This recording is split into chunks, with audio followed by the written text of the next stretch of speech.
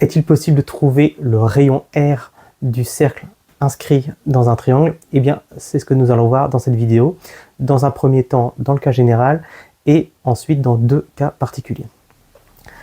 Dans le cas général en premier, eh bien, il va nous falloir un triangle quelconque. Petit point sur les notations, les sommets sont notés par des lettres majuscules. Donc A, B, C en lettres majuscules sont les sommets, tandis que les côtés du triangle sont notés par des lettres minuscules. Ensuite, le cercle inscrit. Alors, qu'est-ce que c'est déjà? Le cercle inscrit, c'est un cercle qui se trouve à l'intérieur du triangle et qui va être tangent, donc il va toucher les trois côtés du triangle. Pour ce faire, il va nous falloir trouver dans un premier temps le centre du cercle inscrit. Pour cela, on va utiliser les bisectrices. Donc les bisectrices, ce sont des droites qui vont couper les angles en deux angles de même mesure. Donc ici, comme on a trois angles, on va avoir trois bisectrices. Donc c'est ce que je note en bleu sur ce schéma. Donc je me suis limité à des segments plutôt que des droites. Mais ce qu'on remarque, c'est que voilà, ces bisectrices, elles se rejoignent en un point précis. Et bien, ce point, c'est le centre du cercle inscrit au triangle. D'ailleurs, ce cercle, il est unique dans le triangle, il n'y en a pas d'autre. Ensuite, pour pouvoir tracer ce cercle, il va nous falloir aussi les points où le cercle touche les côtés du triangle. Et donc pour ça, en fait, il va nous falloir les distances minimales entre les différents côtés du triangle et ce point d'intersection des bisectrices. Donc pour cela, on utilise donc des perpendiculaires aux différents côtés du triangle et qui passent par le centre du cercle inscrit au triangle.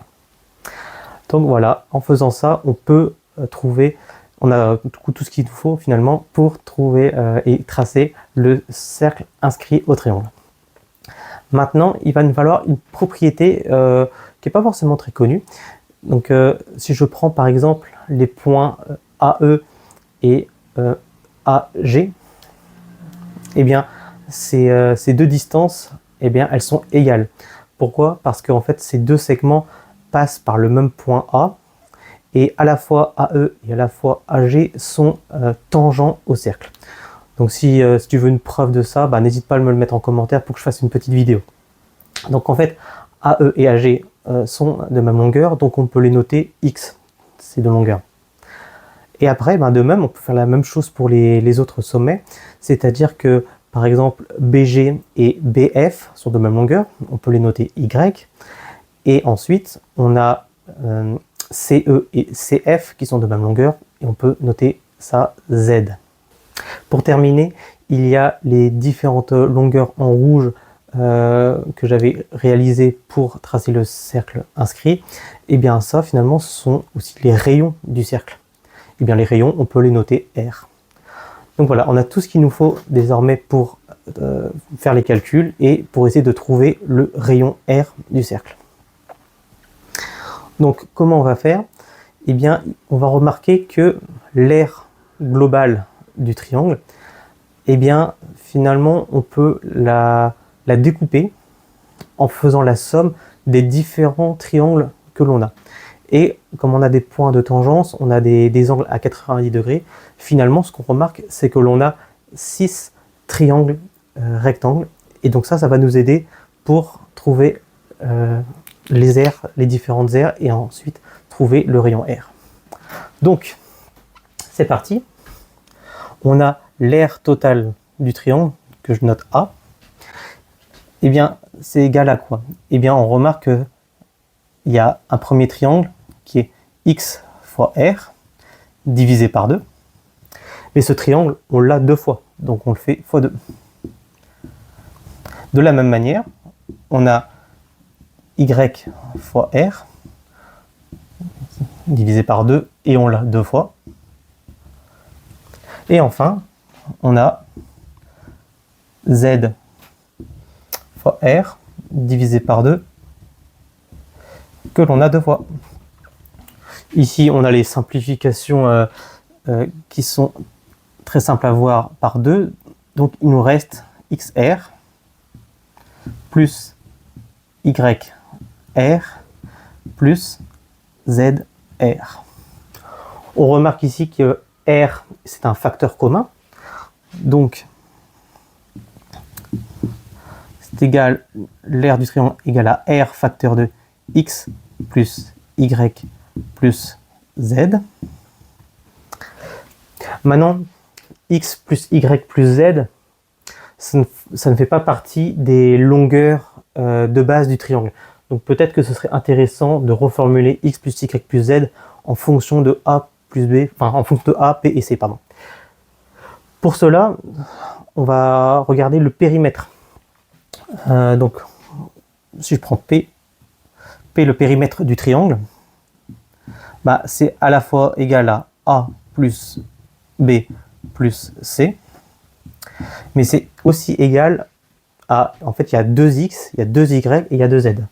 Donc, 2x plus 2y plus 2z.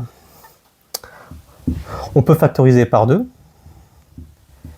Donc c'est 2 facteurs de x plus y plus z. Donc qui est toujours égal à a plus b plus c. Et enfin, du coup, on peut dire que a plus b plus c en divisant le tout par 2, eh bien c'est égal à x plus y plus z. Et cette notation, on va également la noter avec la lettre S. Nous avions donc montré que l'aire était égal à R facteur de x plus y plus z. Donc on continue le calcul. L'aire du triangle, c'est égal à R fois donc A plus B plus C divisé par 2. Et donc, en multipliant par 2, on a 2 fois l'aire. Et en divisant par A plus B plus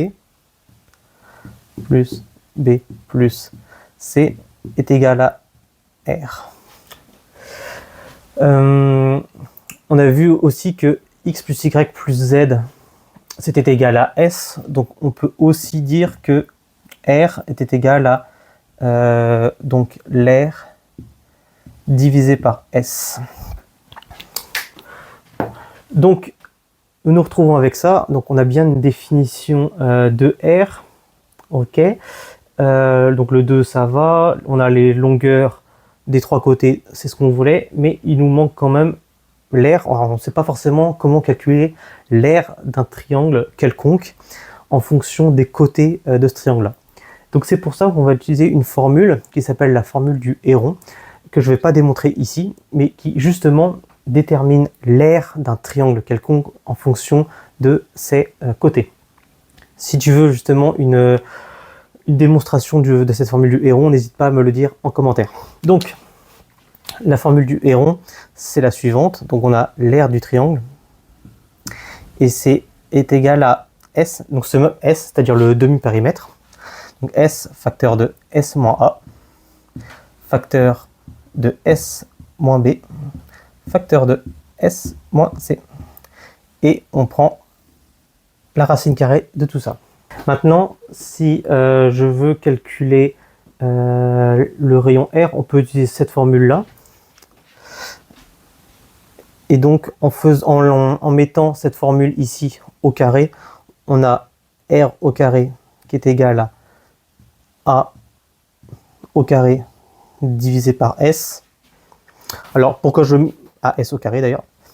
Pourquoi je mets au carré? Parce qu'ici on a une racine carrée, donc on aimerait bien l'enlever. Et pourquoi j'utilise cette formule plutôt que celle-ci? C'est parce que ici on a un S, et du coup on va pouvoir simplifier. Ok, donc on a ici R carré est égal à S facteur de S moins A, facteur de S moins B, facteur de S moins C. Et on divise par S au carré. Et ce qu'on va faire, c'est que, étant donné qu'on n'a que des facteurs ici, on va pouvoir simplifier par S, mais attention, toujours, de manière générale, quand on veut simplifier par une lettre ici, il faut toujours s'assurer que la lettre en question, il n'y a pas un 0 derrière. Donc ici, dans le cas présent, le S, c'est le demi-périmètre, donc c'est forcément une longueur qui va être supérieure à 0. Donc, on est autorisé à simplifier par S. Arrivé là, je vais calculer en une seule étape le R, donc à la fois en simplifiant par S et aussi en prenant la racine carrée des deux côtés. Donc, on a que R est égal à S moins A,